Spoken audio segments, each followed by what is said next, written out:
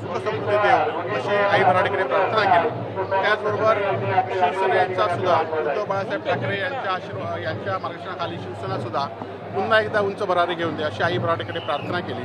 त्याचबरोबर आज महाराष्ट्रातल्या वेगवेगळ्या भागातनं, मुंबईतल्या वेगवेगळ्या भागातनं आलेल्या सर्व भराडी भागाच्या भाविकांचं मनापासून या ठिकाणी स्वागत करतो आणि लाखो भाविक या ठिकाणी भराडी देवीकडे येतात, आपल्या इच्छा पुऱ्या करतात। त्या सगळ्या इच्छा पूर्ण अशी आई भराडीकडे प्रार्थना करतो।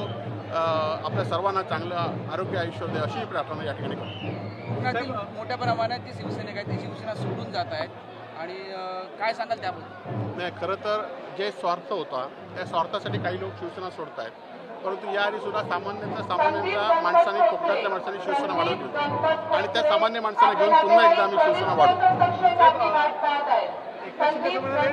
फडणवीस आणि आमचा फेबिकॉलचा मजबूत जोड आहे, बदलत नाही।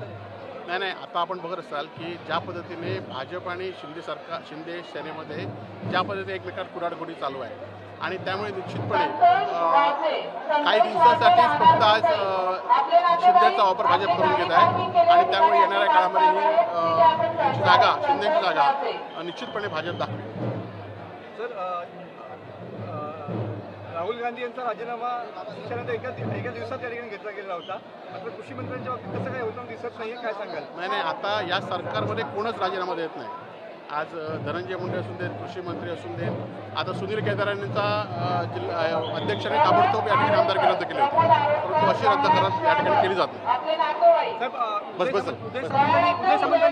सामंतांनी राज ठाकरेंची भेट घेतली, पण शिवसेना राज ठाकरेंची जवळीक करण्याचा प्रयत्न करते, काय वाटतं तुम्हाला? आता भाजप नसल्यामुळे ते पर्याय शोधत आहेत।